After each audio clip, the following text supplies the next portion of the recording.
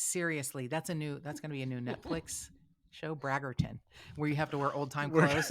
This is a really sexy show. Oh yeah, there's a lot of that too. I forgot that part. Totally. When my friend told me to watch that, I was like, "This is softcore porn." Is it? Well, I've never Oh, seen you've never it, seen but Bridgerton? Oh my gosh, I've heard that it's quite softcore. sexy. Okay. It's softcore porn. Okay. There's just no other way. There's no other way to put it. I mean, Skinemax kind of. no, it's different. I wish I could describe it to you. It's different in that a lot of times they have clothing on, but what they're doing is like I can't describe it. Okay. I can't describe it. You're gonna have to see it. It's just very interesting. All right. And I love the music is phenomenal. It's a Shonda Rhimes thing. I think Shonda Rhimes, like Shondaland. Oh, the one like How to Get Away with Murder, all the TV shows. Right. The music is modern music, Okay. but played like by an orchestra like with violins, and Sure. it's like Cool. you'll be sitting there and you'll be like, is that Lady Gaga? Nice. It's Okay. really, I like that. it's subtle and good. It's really good. What do you think, Matt? Did you like Bridgerton? I don't hear him. I was waiting for the response. He never answers us. He probably has no idea. Dick. Yeah. He's such a snot. Such a selfish snot. Yeah, you're right. He probably, because I say banter 0 to 3. He doesn't. He probably just like he skips cut. this whole Although shit. he has mentioned it in previous texts or emails. So maybe he listens just for fun, just to see if we talk about him. Yeah, I don't know that. I don't know that Matthew. we're his kind of fun. Oh, I think we are. Matthew would fit in beautifully in Bridgerton. Oh, I can see him wearing. He has kind of the old English floppy hair. Oh, and I can see him wearing like breeches. yeah. Whatever those things are, puffy pants. The big trousers. Yeah, or little trousers that get small with your socks. Mm-hmm. Like whatever. I don't know what they're called. George Washington pants. That's probably not the name, but yeah, I thought breeches, but yeah, no, that's a good word. Thank you. I'm all wordy and shit. Also, I'm not crying. I've had really shitty allergies this week. How have yours been? Mine are fine. I feel good. Good for you. Fuck off. Just sneezing my ass off because of the wind. So yeah. Okay, Matthew. Love you. Bye. Love you more. I love you a lot more. I'm much better. Not bye. Yeah. Hi. Kind of bye. I'm much better than Joshua. Thank you. Listen, I'm done trying. Yeah, you should. Yeah, you don't have to win his love. I'm the one that's still clamoring for it. He loves you. I'm the desperate one. Yeah. Oh, no. From the Homestead Studios in Santa Clarita, California, this is a Headache Soul production. Welcome to Just the Tip-Sters, America's favorite true crime podcast. I'm your host, Melissa Morgan, and with me today is my beautiful and talented co-host, Joshua Bevan.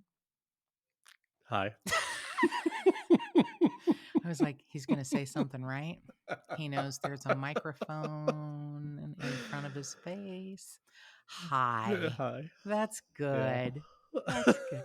Suddenly you're mic shy? Yeah. What happened? Really, you're very intimidating. Totally. And it just... I'm rolling over you like a steamroller. Uh-huh. What the fuck is wrong with you? Who are you talking about? I'm very intimidating. I do sometimes threaten to dock your pay. Which would be very... a hardship? Yeah, it would be a hardship. Can you... Is it like a percentage dock? Because... Of 0? Yes. Percentage of 0? What is a percentage of 0? That would be what I would dock. Yeah. I would never dock you. Shut up. And I'm not intimidating. Also, shut up. Okay. All right. You can say something more than hi. Although that was rude, wasn't it? To tell you to shut up. That was probably intimidating. All right. Should we just start this all over again? Oh. All right. I'm going to say this up front. Thank you for whoever left a rating. We got a new rating, but not a review. Oh. Coward. Attach a review to it. But anyway. Oh, is it not a good rating? No, it was just, I don't know. It was just like, it could have been a 5-star, but it was like, oh, you got a new one. Oh, it's just it doesn't tell you the It gives you stars? the no. Okay. You just have to notice, are my 1 stars getting bigger? Or my 5 stars getting bigger? Oh, It's that kind of thing. okay. Unless someone leaves a review, And and then then you you can can see it. see how many Got it. stars they have to leave the stars before they write the review. And Okay. what's so funny is other podcast hosts have like sent me screenshots. It's like this person like scathing review and gave them 5 stars because they don't understand how it works. Oh, sure. And people just the opposite. People that are like, I love this podcast. It's tremendous, and it's a 1 One star. star, Yeah. yeah.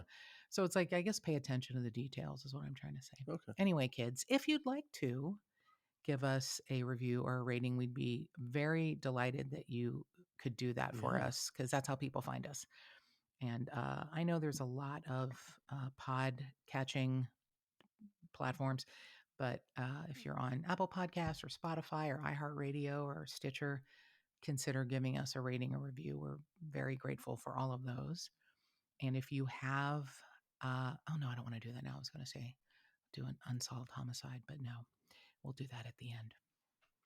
Okay, so before we start with the 3 cases that are of interest to me this week that all kind of have something related, I wanted to talk about this very interesting thing that happened this week. When you start talking about going to therapy, suddenly everyone comes out of the woodwork like, oh, yeah, me too. And you're like, what? Hmm. No, like the people that would never ever admit, they're in therapy. So Sure. one of my coworkers, it's just so funny. On Tuesday morning, we pass each other in the kitchen. She goes, and I've told her I have therapy on Tuesday nights at 5:30. And that's why, it's good to leave the office at 5. Right. And she said, oh, doesn't Tuesday just come around too soon? And I was like, no, I actually look forward to, my time with Karen.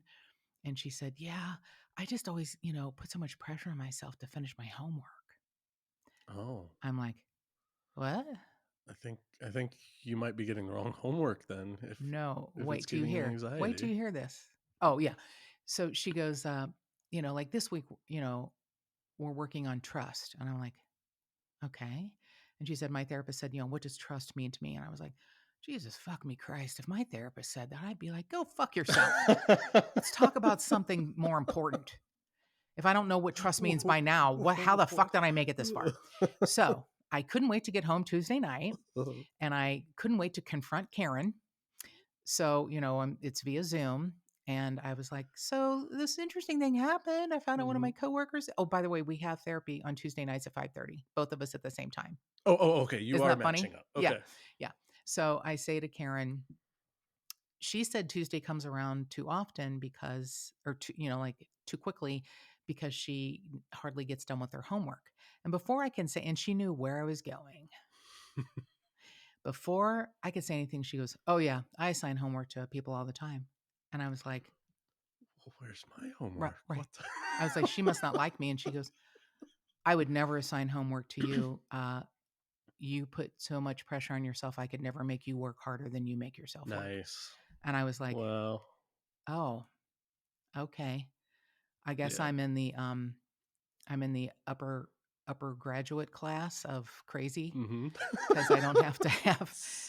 Summa cum laude. Yeah, I'm Crazy. I'm 4.0. And my poor coworker is back there getting homework on what does trust mean to you. I would have been like, fuck you with your fucking trust exercise. God damn it. Oh, So man. yeah, anyway, so that's why I don't get homework. Okay. Well, that's good. She goes, I think you think about things way more than I could ever make. And I was like, oh, all right. Yeah. All right. Yeah. And she's right. No, that's okay. That's fair. That I checks think out. about, oh my God, does it ever? I Yeah. just would, I thought she must not think I'm worth it. She doesn't give me Aw. homework. No. I don't get So, homework. so you were getting into your head Yeah, about I was. whether or Why not don't your I get parents. Yeah. homework? Totally butthurt. Perfect. Totally butthurt. Perfect. Like, and she knew where I was going. Before I could say anything, she cuts me off. Oh yeah, I give people homework all the time. And I'm like, you do? Why doesn't Melissa deserve homework? Before I can even get it out, she goes, oh yeah, I would never assign homework to you. You make yourself work harder than I could ever make you work. And I'm like, son of a bitch. She got me. Yeah.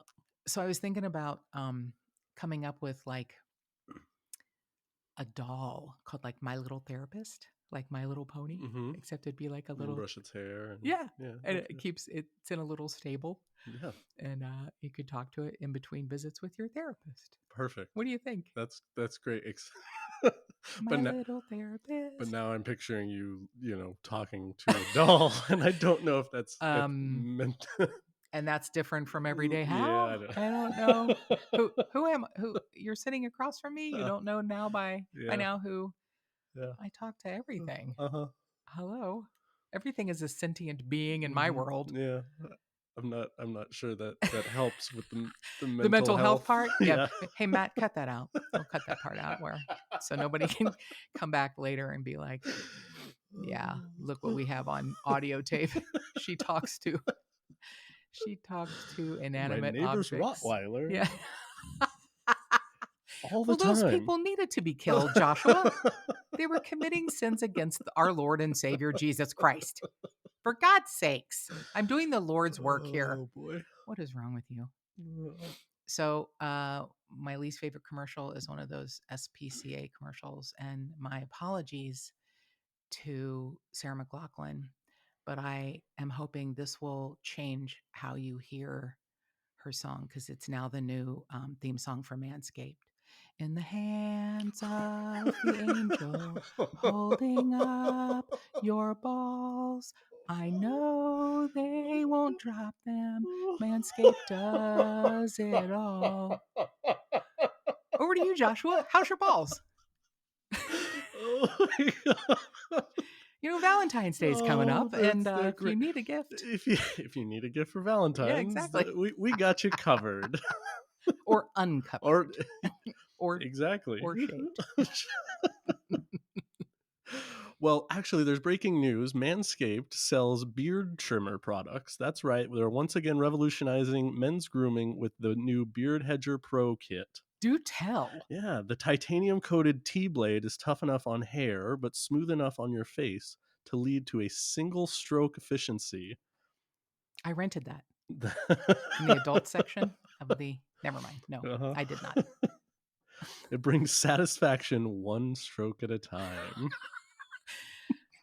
Who writes this? You wrote it, didn't you? No, No, this no, is this you is wrote it. No, this is you wrote it. real. This is real copy. I Yeah, swear to you. that makes a very legitimate shaking a piece of paper. Uh-huh. So, if someone would like to If you- order something for their loved one, Joshua, what can they do? Well, actually, what's great is you can get 20% off and free shipping if you insert the code. I like that you said It's, insert. I I did. love I that you did said too, and you I did did. not mean to, but Yes, you I. did. Yes, you did. Yes, you did. Just the tip. If you put the code just the tip at manscaped.com, you get 20% off and free shipping. That seems like a bargain. It is. It And is. I've Thank you, gotten Manscaped. some wonderful feedback that both females and males are happy with the outcome. Oh, It's it's excellent. interesting that the females have bought them for their males in their lives, Oh, good. and they're like, I still harken back to Alicia saying her husband said his balls are happy. So I mean, is there anything better than that? It's Sounds simple, it's to the 5-star to point. me. Yeah, Yeah. 5-star review. Yeah, his balls are happy. My balls are happy. So thank you, Thank you, Manscaped. Manscaped. So this is a little bit different in that we're going to talk about 3 different cases. But the thing that they all have in common is that they were all solved by the help of science and DNA. Oh, 2 of them are over 40 years old, 4 decades old, and one is, very new. But you're going to hear some interesting theories in my mind of what happened. And one of them I have a personal attachment to, which I will explain. I'm saving that one for the last. It's 3 different cases. Um, and once again, if have extra money, consider going to othram.com. It's OTHRAM. And they always have cases that need crowdsourcing. And it can be as little as $5. Anything helps. A lot of, law enforcement agencies don't have the budget for testing. Testing is expensive. oh, sure. And this week, I believe, Othram announced 3 different cases.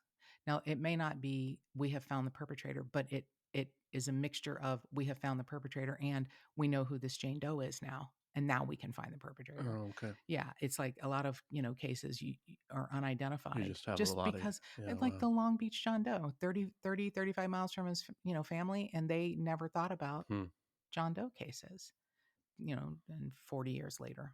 right. Yeah, heartbreaking. Okay, so I must have got this sent to me 10 different times this week. And I love the tipsters for doing this. And I finally I think the last one was Jamie, and I go, I know, thank you. And I didn't mean to take it out on her, which she couldn't hear because it's a one-dimensional format typing. She couldn't hear me Hmm. going, I got it. I got it. But I'm grateful that the tipsters send this to me. And I'm guessing because of the area, they thought, it was important that I know. And it is important. And I I really did get it sent so many times. Um, but new DNA evidence, and this is the thing that's just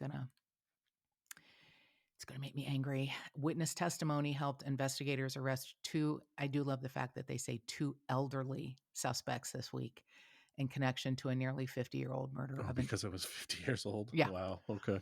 elderly. They're 67 years old. Okay. Yeah, So and they they were were 20 at the they were time. yeah, okay. They were 20 Yeah. and the victim was 17. So I just love that they're elderly. I don't know what quantifies as elderly, although these two men's mugshots, they look pretty road hard and put up wet. Okay. So probably got the life they deserved, although they were free where Laurel was not. So these seem like the worst of the worst. But what makes me more angry is that they were stupid and talked about it ad nauseum. And Hmm. someone came forward in 2014. And this happened in 1975. So and they confessed it to the Parties, friends, and they were ex talking about it girlfriends, gatherings, oh barbecue. my gosh. Mhm. That's what bothers me. But it also, I'm trying so hard to see the good in this that it gives me hope that someone hears something about something that we covered that's unsolved and has a piece of information, because you'll hear a DA in one of these cases say, look, we have this person now, but the work has just begun. He Right. understands this is a guy who's, prosecuted a lot of cases, and you think you have someone and it's wrapped up. It's far from being wrapped up. It just Sure. begins. So, the Indiana State Police and the Noble County prosecutor announced on Tuesday they had arrested Fred Bandy Jr. and John Wayne Lemon, both 67, for the August 1975 killing of Laurel Jean Mitchell. I wonder if his name is pronounced Lehman. Maybe it's Lehman. Lehman. How would you say it? Layman? Lehman? Lehman? Yeah, I'm going to probably get his name wrong, but oh well. So Laurel Jean Mitchell was 17 when she disappeared on the night of August 6th in 1975. She left her job at the snack bar at her Christian camp, for God's sake. Oh my gosh. Yeah. Poor sweet girl, 17. Her body was discovered the next day in the Elkhart River, and the state police captain, Kevin Smith, said that her remains, I don't know if this was reported in 1975 or if this is just something they're letting out now. Her remains bore the signs of an intense physical struggle. Jeez. Despite witnesses who saw a dark car and heard yelling near where Mitchell was last seen walking, the case went cold until 2013.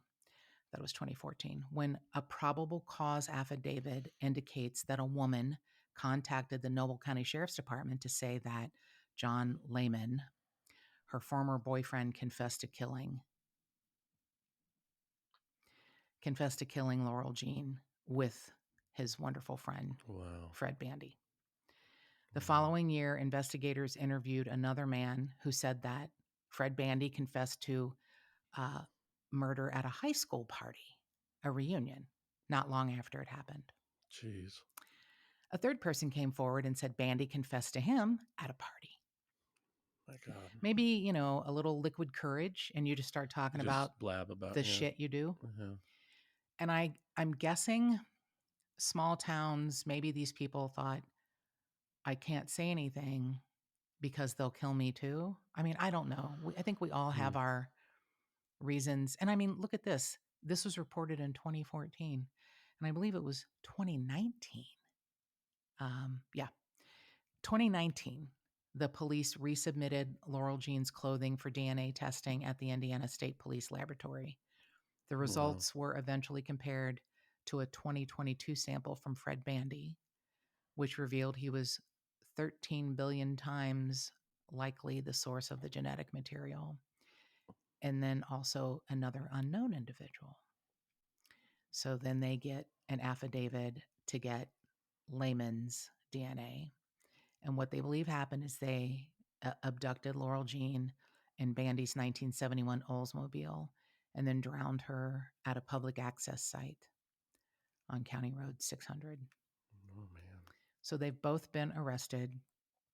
They're due at their preliminary hearing soon. And the Captain Smith says this case is a culmination of a decades long investigation, and science finally gave us the evidence we need. And this is something I'm grateful for. The captain says the public's willingness to bring forward important information was the key to solving this case, and I thank them. Hmm.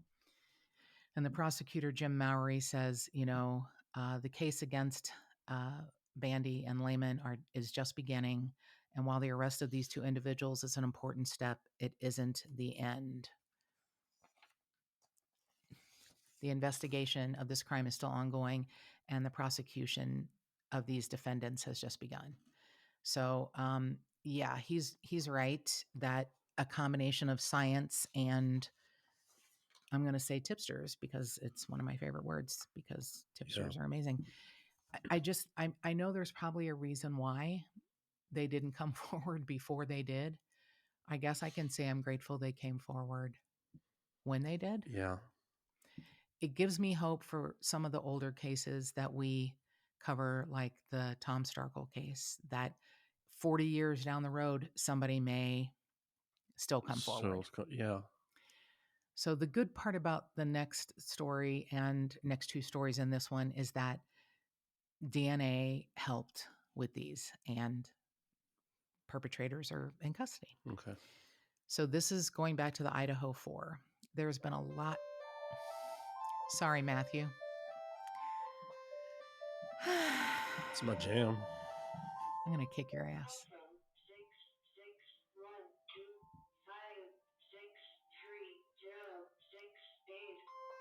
I don't know who you are, but I hope you die. I mean, the chances of that eventually happening are pretty high. You know, that's what Mark used to say. Yeah. I would be like, I hope they die. And Mark goes, oh, they will, sweetheart. Yeah. They will. Yeah. What if the person dialing my number now is immortal? Oh, What if they're a shit. Highlander, Joshua? Then your theory's fucked. There can only be one. Yeah, I guess. All right. So this week there was a lot of scuttlebutt online about the Idaho 4. Okay. I think it's an interesting theory. And once again, my beloved Carrie Rawson tweeted out the article. I think it was from the New York Times. So John Kelly, who is a kind of a world-renowned profiler and psychotherapist, he is the person they based the Holden character in Mindhunter on. Oh, He was the beginning of the BSU, the Behavioral Science Unit in the FBI. got it. So he's, I have a couple of his books. I respect him greatly. Okay. I also know profiling is not exactly a science. It's Okay. more, Fair. So I know he believes in the science, and I know that probably he has a 90 percentile Okay. of, profiling, but he's also been wrong, Sure. because it isn't a science. And hey, I don't care what you say, even science can be wrong. We Well, reevaluate shit all the time. But he believes Brian Koberger left the knife sheath at the home of the 4 University of Idaho students. He thinks it was left in an attempt to mislead investigators. leaving the knife sheath there, how would that mislead investigators? Good question. Okay. So It was, and I had to ask you because I don't know. It was a K-bar knife, and I Mhm. wondered how they knew that. I just thought it was because of shape, and no, the sheath was there, and it says K-bar USMC. Oh, okay. Fair. He thinks that Oh, okay, he was trying he was to. trying to say, It was a "Okay, I'm a Marine. military Mm-hmm. former military Uh-huh. guy." Okay. Yeah. The actual sheath says K-bar at the Okay. top, and then um, I guess it would be vertical USMC. Okay. And yeah, all right. It's stamped in leather. Instead of, being a academic type Mm-hmm. professory kind of guy, Criminology major, um PhD student. Uh-huh. okay, he wants them to think, okay, it's a military type guy. I feel like you could be a profiler. You're Yeah. really smart at this. Like, what would make someone think that? And then you just disabled it and said, this is what would make someone think that. Yeah, no, I mean that makes that theory makes sense, So the or he just sheath, dropped it. right. See, that's my I theory. mean, There was a lot going on. He was there's fighting two he was people. It was he found in bed he between just two murdered victims. 4 people, Mm-hmm. like, "Oops, I Maybe, forgot yeah, something," is yeah, not out of the yeah, ordinary. Yeah. I thought it was, a mistake in the heat of whatever he was doing. sure. Um, his fingerprint or thumbprints on the snap on the latch. Yeah, if you're doing it on purpose, then you would wipe it, right? There Like, had been attempts to wipe it oh, off. there had been attempts Mm-hmm. and then left it. Mm-hmm. Oh, okay. Yeah. So he tried to wipe it, didn't quite get it clean, Mm-hmm. and that's why he's thinking that it was left on purpose. Mm-hmm. All right, I And can he see could that. have been wearing gloves, but the thumbprint or fingerprint could have been from previous use when he wasn't wearing gloves. Oh, sure. It could have just been, they call it touch DNA. So at first I was like, oh, it's not going to be skin cells and shit. No, it's an actual print. Wow. Okay. It's not just touch DNA, it's an actual print that identifies him. Hmm. So I think this is an interesting theory. I don't know that I automatically agree with John Kelly. I am in between John Kelly and Joshua. He could have just dropped. That's immediately what I thought. He could have just Right. dropped it. So John Kelly says, if you took a pistol out of your holster, wouldn't you put it back in?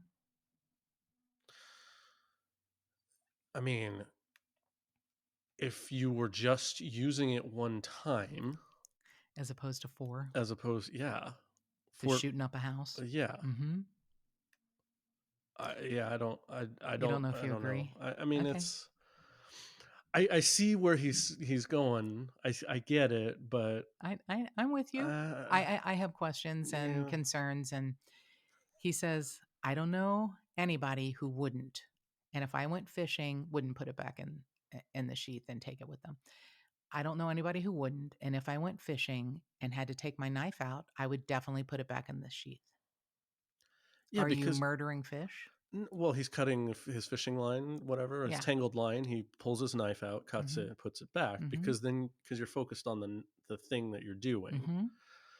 Yeah, I don't know. It's a little thin. This is a I little think Monday it's morning thin. I think so quarterbacking. too. I'm with you. I mean, I'm sure Mr. Kelly's a very He intelligent guy. is. I'm not. He is. I'm just saying this particular moment. I don't know. That's a Okay, wait. little thin. There's more. Okay, good. Okay, good. So Brian Koberger is, from all reports, extremely obsessive. And he was also obsessive over a strict vegan diet. Okay. So he was apparently overweight as a kid and bullied in high Okay. school. And then he's pretty thin now. And he, I guess, became a vegan and then lost a lot of weight and it Okay. probably became, a little more OCD. So, here's this obsessive vegan. And John Kelly says, where did you hide the bloody knife? Where would you put it that it wouldn't contaminate your clothes or car? You'd put it back in your sheath. Mhm. You know, the knife, by the way, has never been found. At a search of his apartment in Washington, Okay. at his, home in Pennsylvania with his parents, of his car, no blood in his car, No blood in his car. as far as I know. Huh. Okay. John Kelly says, you're such a clean vegan who's obsessive compulsive about what you eat and everything else in your life. Just the hygiene of carrying a bloody knife around, wearing it somewhere on your person as you get out of the house. Yeah. Okay. I see So that. And if he made it back to his car, he with no blood, because you're saying there's no blood evidence in the car, meaning it wasn't even there was some blood and then he cleaned it. It means he did not track blood into his as car. far as I know, what I, Right. Okay. there could be his own blood in his car because if you remember, he was stopped, Right. by Indiana State Police. He had cuts on his hand, Right. but I don't know if there was any of the victim's blood in the car. I mean, there's a whole lot we don't know. Sure. Okay. Yeah. You Because know, it hasn't been released it yet. They're still took doing it. Yeah. yeah, it took us a while to find out how the hell did you catch him in 7 weeks? Because I thought this would go on for years. Right. That's why it made me so angry that people came down on the Moscow Police Department. Mm, Small, yeah. agency who immediately asked for help everywhere they could get it and fucking figured it out in 7 weeks. Sure. It just makes me angry. So John Kelly goes on to say that one of the surviving roommates did not mention a knife or other weapons when she said she encountered a masked figure clad in black clothing with bushy eyebrows. And he left the home through the sliding glass door just moments after he killed them. Hmm. The roommate heard like whimpering and a struggle, and maybe she thought somebody was having sex. Got it. She didn't say anything about seeing a knife, Kelly said. Did he put it in his clothes somewhere and have blood all over him? He Mm. was wearing a black ski mask, I guess his bushy eyebrows. His eyebrows are so bushy; Uh they're huh. poking out of the. Yeah. Okay. The sheath, which was found in bed between two of the four victims, and we don't know which two, which is good that they don't release everything, Sure. could have been left behind purposefully after it was thoroughly wiped down, Kelly said. However, police did identify Koberger's DNA on the button snap of the sheath, with DNA taken from trash at his parents' home in Pennsylvania. And then he was arrested in December. Hmm. Yeah. Kelly believes Koberger left the brown sheath, which has a K-bar USMC, United States Marine Corps, eagle, globe, and anchor insignia to point blame towards someone in the military. Yeah. He says, and I like this is staging 101. They're going to look at this and they're going to think it's a military guy that did this. Right. Exactly what you said, Right. because you're so smart. Some guy with some kind of training who lives up the road. He may have thought this was the perfect ruse, but again, he's no genius. His ruse was staging and his ruse and staging set him up to get caught. Yeah.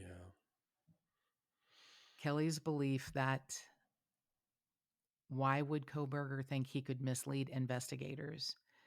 You know, when he was arrested, apparently he said, as he's being taken into custody, "Who else did you arrest?" Hmm. Okay. Which I have to say, when four people are murdered, it's hard to believe one person did it, except that they were ambushed and they were asleep. Yeah. So John Kelly says, I think he had to believe that was going to lead them to somebody else, some direction with the sheath there. Sure. That's Okay. that's smart. Yeah. Okay. So John Kelly's got this impression of Koberger as this like I'm so smart. I'm smarter than everybody else by so much, and I can just trick them with my brains. Plant a rudimentary piece of evidence and they're going to go toward Yeah. an ex-military person. Yeah. I will tell you from what little I know about profiling, profilers always believe the serial killer thinks they're the smartest person in the room. Yeah. Yeah. And that I mean that makes sense. That checks out. And that's oh man, that's like that's like evil supervillain type vibes. Mm-hmm. Yeah. Oof. Okay. Yeah. I Yeah. mean, I don't, I'm, again, I respect John Kelly very much. And he does have a high success rate. Yeah. I also have read some studies where, white male, 35 to 45, loner, and it's like a black 27-year-old. You know what I mean? It's like Okay. not every serial killer is, a white male, 35 to 45, who He lives kept to alone. Uh huh. himself. Yeah. Yeah. So I'm just saying, I respect him highly. Who am Yeah. I? I have a couple of his books, Yeah. and they're fascinating. He's a great writer as well as being a brilliant man. and a psychotherapist, he probably feels he knows a lot of the inner workings of the brain. Sure. So when something comes up that is new or unique to him, he's probably fascinated by it. I feel like Absolutely. he's trying to put out that Brian Koberger is not that guy. He's not fascinating. He didn't do a good enough job. Okay, I'm with you. I got it. That's what I think. Yeah. But immediately I was with you. It's like, He's why would he? I mean, that's really, but That's true. Yeah. He's putting him back in his little box. You're hmm not that smart, dude. that's what You yeah, aren't the smartest guy yeah. in the room. He Yeah. said his Okay. staging set him up to get caught. Yeah. The thing that he thought would help him not get caught, John Kelly is poking that balloon Yeah. and saying, you did this and, you know. Then I really like this. It's like Uh-huh. John Kelly's giving little Uh-huh. jabs Oh, here. Yeah, I like it. I think he's great at that. I like I it. think he's really great at that. I like it a lot. Yeah. So this is the one I have kind of a personal story with, and it was pretty fascinating. A 1981 cold case was um, announced this week that a man has been charged. Oh. Ventura County prosecutors charged an Oxnard man Thursday with the murders of two women in 1981, bringing closure to cases that have been left cold for over 41 years. Wow. Tony Garcia, 68, was charged with the murders of 20-year-old Camarillo resident Rachel Zendajas and a 21-year-old Oxnard resident Lisa Gondek. He was arrested on Tuesday and booked into the county jail, and they had a press conference on Thursday that literally gave me chills. Hmm. They had pictures of the two victims and a picture of Tony Garcia, and showing that it was genetic genealogy that helped them find. That's so amazing. Yeah. Mm-hmm. And he's still alive. The arrest follows a joint investigation by the Ventura County Sheriff's Office, the District Attorney's Investigations Bureau, and the Oxnard Police. It resulted from a breakthrough in DNA evidence known as genetic genealogy. And that's all that the sheriff said. And, that's enough, Right. really. Let's see. At a press conference, Sheriff Freihoff, was joined by Oxnard Police Chief Jason Benetis and District Attorney Eric Nazrenko to announce the charges and discuss what led to this moment.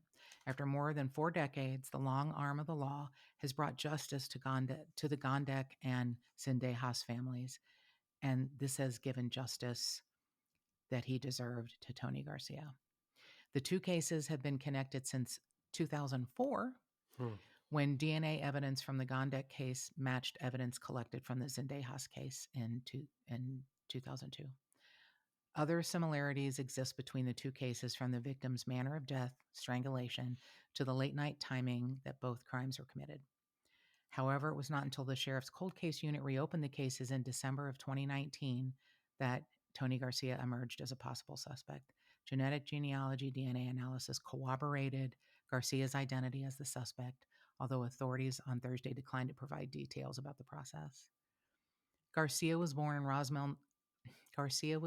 Roswell, New Mexico in 1954, and he enlisted in the U.S. Navy, Mhm. where he was assigned to the naval base in Ventura County at Point Mugu. After he left the Navy in 1980, he settled down in Ventura County, and he worked jobs including karate instructor and carpenter. Okay. And I have some information about that. The fact is, Sheriff Freihoff said, this suspect was hiding in plain sight for over 40 years. That's wow. During Garcia's first court appearance Thursday afternoon, no plea was entered during an arraignment before the Ventura County Superior Court judge. I know he has private counsel. I do know that. The hearing was continued as requested by both prosecution and defense attorneys until the afternoon of February 23rd. Sorry, Matthew. On Thursday night, Garcia remained in county jail with no bail. Given the active investigation, detectives are still seeking additional witnesses. Anyone who may have seen Garcia on the nights of the murders, or who has information about him or possible other victims, Hmm. which is my thought. Did he Oh. stop at 2? Both of these women were in the same year. Hmm.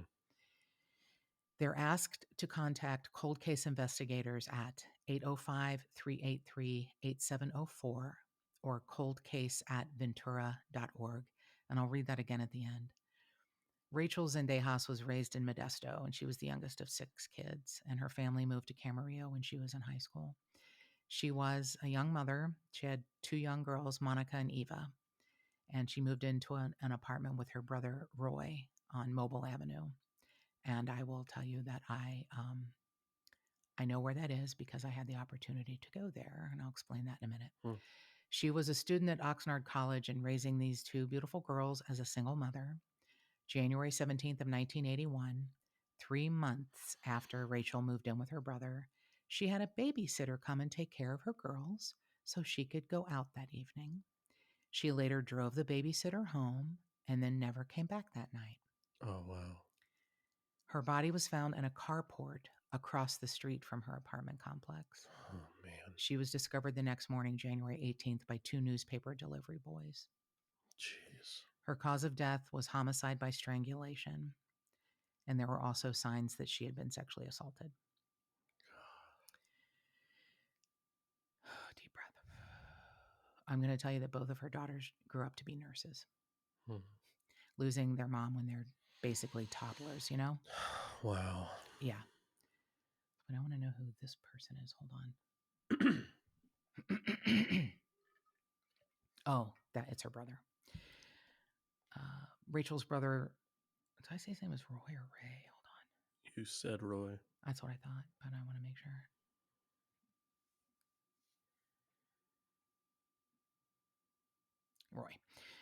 Roy Rodriguez, Rachel's brother, now 64, said he resolved to never leave Camarillo until authorities determined who murdered his sister. Every year on the anniversary of his sister's death, he called the Ventura County Sheriff's Office.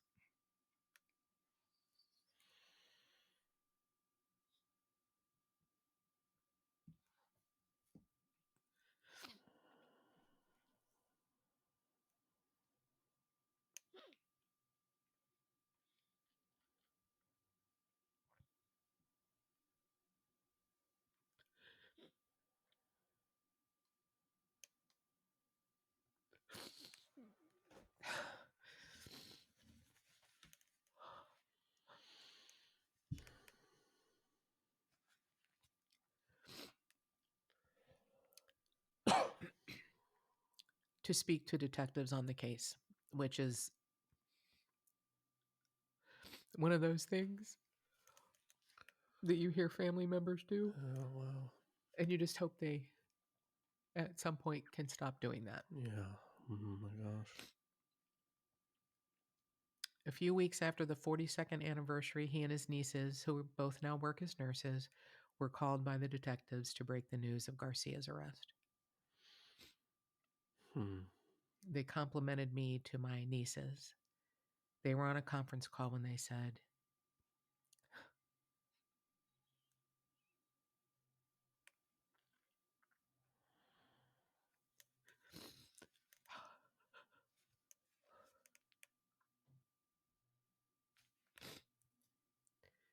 "Thank your Uncle Roy for this.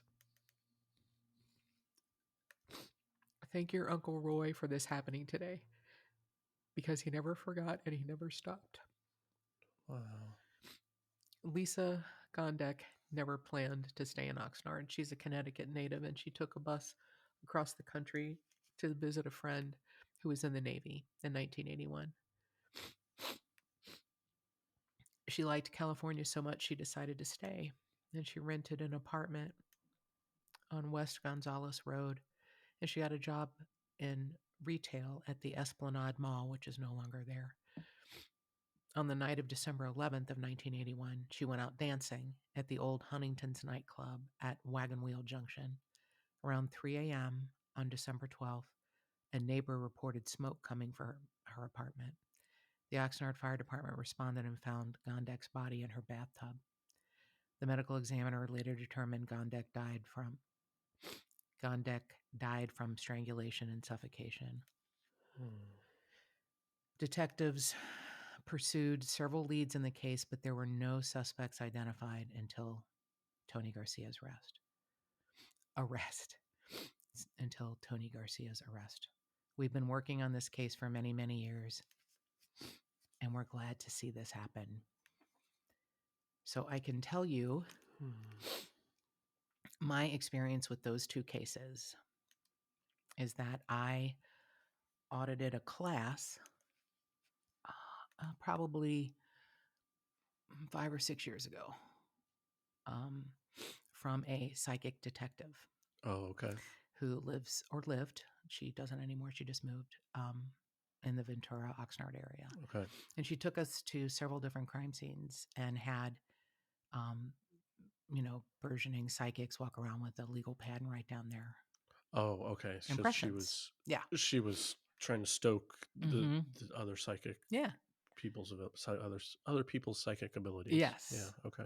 And that case was important to her because she was similarly aged as Rachel and Lisa. Okay. And they really believed that that club, that nightclub, was the thing because they had nothing else in common.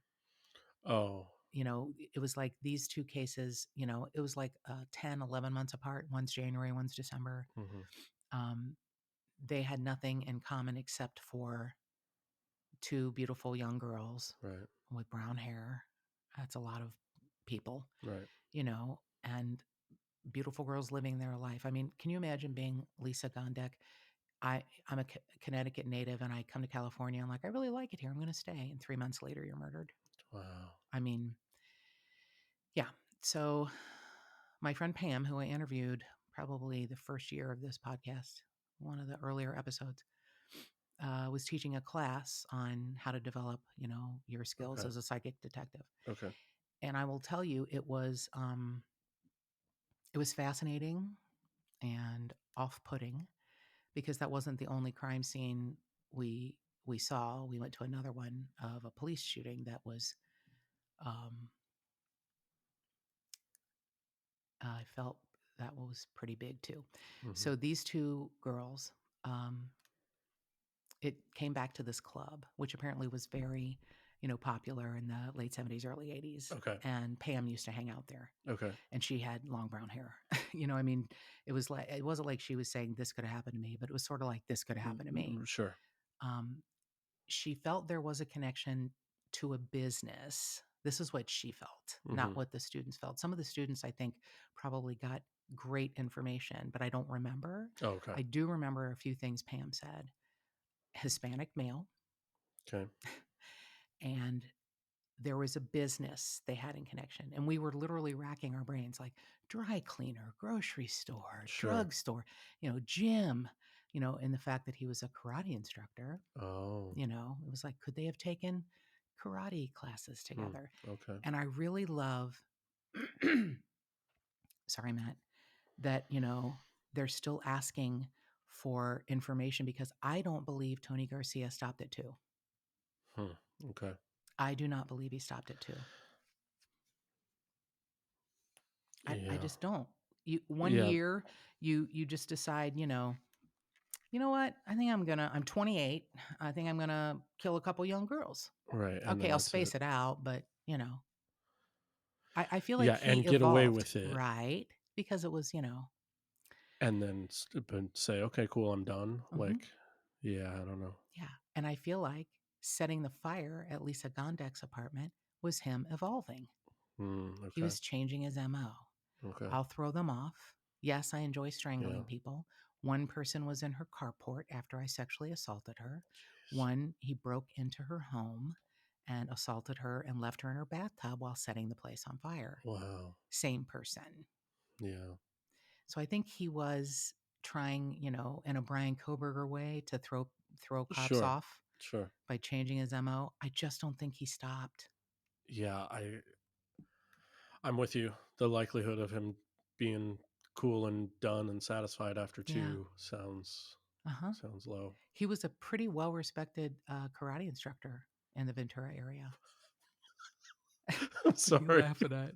What? Very well respected karate instructor He seems like was. Oh my God. What you think that's uh, you shouldn't be considered a no, okay. well, I I know a shouldn't couple be. people are gonna I be mad at should. I you. know exactly. I'm gonna get a hate mail now from karate You thought instructors. the rape fantasy was a big one. Oh no! Wait till the butthurt boys are like, how dare you? Karate. Martial arts is the oldest form of yeah, whatever. Yeah, we're gonna get some hate Yeah, mail. big time. What is funny is that you know how Oh, they man. like have those. I have a picture of my friend Barbara's son, Daniel, and it's the funniest fucking picture. You know, he's got like a big like stick in his hand, Oh, and okay. they're in their what is it called a Ghee, gi, yeah, yeah.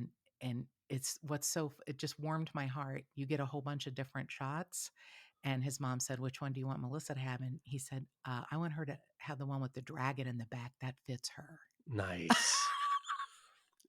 Which Yeah. he didn't even know is my Chinese horoscope Okay. animal is a dragon. So I have this picture of sweet little Daniel at age like 10, Right. and it's so goddamn cheesy. It's like the It's 80s awesome, glamour though. shots from the mall. Sure. It's like he is there's three pictures of him. One is like his head's floating above, and then one he's holding the stick, and then the other one he's like, you know, got his hands in it. Nice. It's fucking That's hilarious. awesome. It's fucking but he's so fucking adorable. That's the picture they have of Tony Garcia. That's him. It's hilarious. He's next to a bunch of 10-year-olds. No, he's by Like, himself, but he has yeah. 3 pictures of himself, Yeah, for sure. 1 where he's smiling and 2 where he's being uber serious, Uh-huh. and they're fucking hilarious. Yeah. Yeah. They're fucking hilarious. So even if Yeah. you are a well-respected, you know, karate instructor, people are still gonna laugh at your Yeah. fucking pictures. Apparently. Yeah, yeah. Man. Karate instructor and, carpenter and Navy vet. Yeah. Yeah, and I'm with you. I can't imagine him, well, getting away with this for 40 years and Mhm, not going, "Oh, maybe I could do it again." mhm.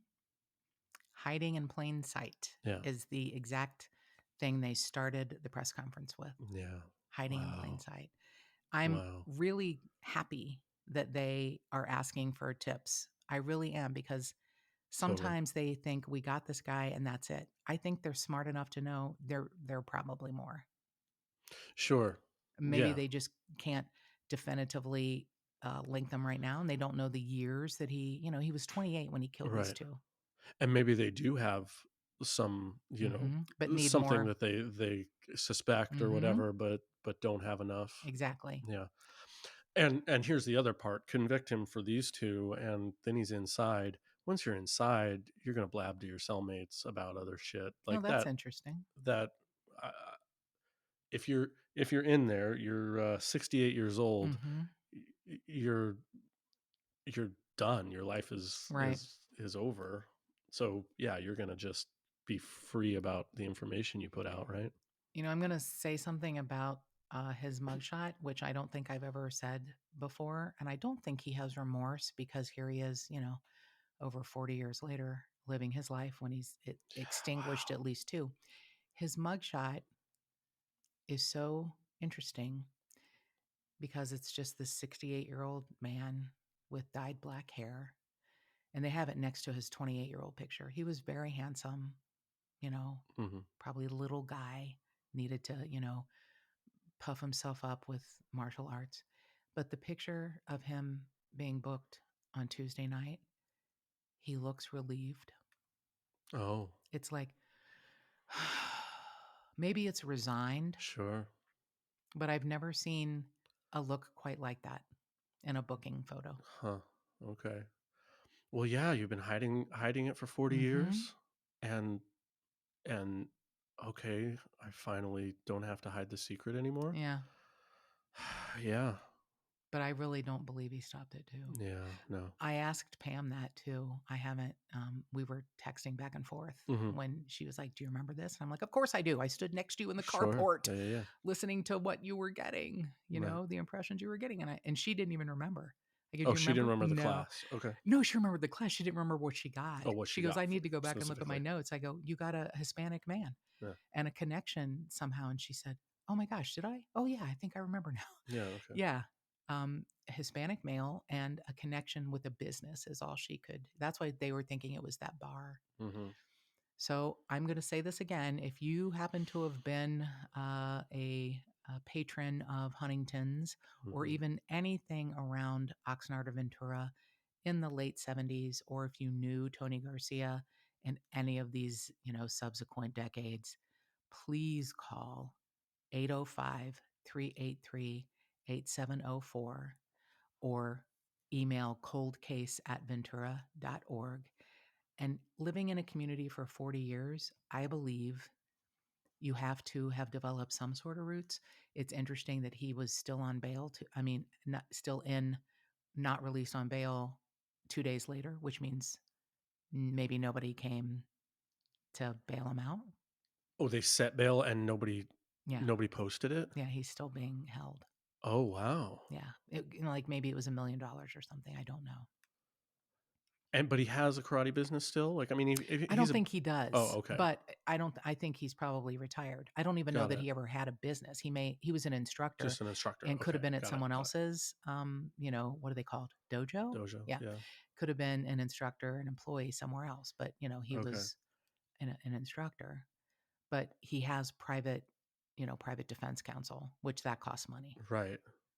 So, He has private defense, but so he's got somebody paying for his private defense, mhm, or it's a favor from somebody he knows, but those people aren't posting his bail. right. That's interesting. Or it's his own money. Maybe he's by himself. But you can still get a bail bondsman if you've got some kind of collateral. Or maybe that's, oh, I guess he You would did. be Maybe able to. didn't have enough. Yeah. I mean, maybe not. Yeah. I don't know. But he's definitely still being held. Hmm. And I love that they pushed it off till February 23rd because they think they both need time to get everything together. It's Okay. got to be voluminous, the amount of information Yeah. over 40 Wow. years. Wow. I really hope somebody within the sound of my voice hears, knows, calls, emails, something. For sure. And I just want to say again, honestly, all three of these cases, the help of people calling in and Hmm. genetic genealogy, please Yeah. consider going to othram.com, OTHRAM. They always have cases that need crowdfunding, crowdsource funding. They really do. And I couldn't be more grateful for them. And if you have a tip on a missing person or unsolved homicide, or you just want to suggest a case for us to cover, call us at 832 Tipster. That's 832 847 7837. You can email us at jttipsters@gmail.com. You can find us on any of the social media platforms, just the Tipsters Facebook page, at JT Tipsters on Instagram, at JT Tipsters Pod on Twitter, and more cowbell.